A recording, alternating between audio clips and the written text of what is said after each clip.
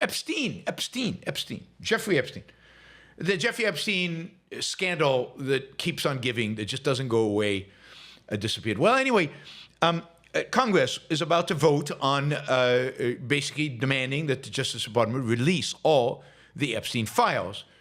Over the weekend, it looked, the Republicans clearly had a majority, or no, Democrats clearly had a majority to vote on this, and it looked like significant number of Republicans were going to bolt and go against Trump, who's been trying not to release the files, and demanding for the files not to be released. It seemed like about 100 Republicans were going to vote to have them released in spite of Donald Trump. This is the one thing, the one issue that they're willing to go against Trump. It's Epstein. Epstein is the one thing they're willing to go against Trump. Anyway, the vote is tomorrow, and it looked like they were gonna bolt on him. So Trump did what he often does. After weeks of trying to block the House vote, going after different Congress members, trying to argue with them, trying to force them, twisting arms and everything. It's clear now that he's going to lose the vote. So he is pretending. He's been for it all along, which is classic Trump, right? He writes, as I said on Friday night about Air Force One to the fake news media, which he talks to all the time, I guess, House Republicans should vote to release the Epstein files because we have nothing to hide. And it's time to move on from this Democratic hoax perpetrated by radical left lunatics in order to deflect the great success of the Republican Party, including our recent victory on Democratic shutdown. The Department of Justice has already turned over tens of thousands of pages to the public on Epstein. Remember, he opposed all of this. Are looking at various Democratic operatives, Bill Clinton, Reid Hoffman, Larry Summers, and their relationship to Epstein. And the House Oversight Committee can have whatever they are legally entitled to. We'll get to that in a minute. I don't care, he says. All I do care about is that Republicans get back on point, which is the economy, affordability, which he is destroying, where we are winning big. Oh, no, you're losing, actually. Our victory in reducing inflation for the highest level in history. In history. I take a moment to laugh out loud on this one. If reducing it for the highest level in history, maybe in the universe. And all the rest. So he goes on, all the achievement, all of his achievements. He says, nobody cared about Jeffrey Epstein when he was alive. And if the Democrats had anything, they would have released it before the landslide election victory. Landslide. Some members of the Republican Party are being used, and we can't let that happen. Let's start talking about the Republican Party's success. All right. That's what he came out of, and now he's backing the vote. They will vote to release the files, but this is the thing.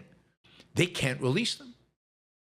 And this is Trump's, clever trickery, right? So Trump realizes he's going to lose the House vote. So he comes and says, yeah, vote yes on this. Release the files. But then he tells the Justice Department to start investigating Democrats based on those files. So when Congress goes to the Justice Department and asks for the files, the Justice Department is going to say, we can't release them. We're in the middle of an investigation. And Trump can say, well, I wanted to release. It's not my fault. There's nothing there about me. So I don't care. So, yes, Trump has been avoiding the release of these forever. Who knows why? You can use your imagination to figure out why. But now he wants them released because he thinks that by telling the Justice Department to investigate, they won't be able to release the stuff. Who knows? We will see what happens. In the meantime, he's had this massive falling out with Marjorie Taylor Greene. The linchpin of his coalition, the sane, reasonable, rational Marjorie Taylor Greene, Jewish space laser Marjorie Taylor Greene, who is now coming out and apologizing all over the place for her toxic politics.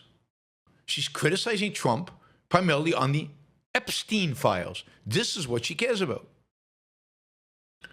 She said in an interview on CNN, humbly, I'm sorry for taking part in the toxic politics. I'm committed, and I've been working on this a lot lately, to put down the knives in politics. I really just want to see people be kind to one another. This is Marjorie Taylor Greene. This is the most toxic congresswoman out there on the right. There's a bunch of them on the left.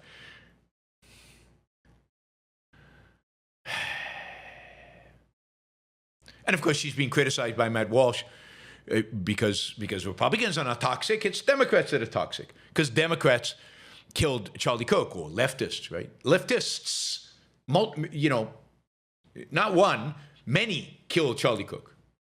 The whole leftists killed him. Have we seen any proof that there was more than one guy? Anything? So Marjorie Taylor Greene is now presenting herself as moderate, as nice, as friendly, as wanting to bring the country together, as uniting us all. This complete nutcase. Complete nutcase. So, it's going to be interesting.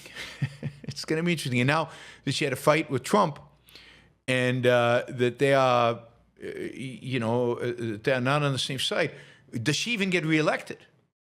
Is there a primary challenge to her? Does somebody else take her job? She's ready. There were some rumors that she would run for Senate. She's not running for Senate, but she couldn't win now that she's got Trump against her.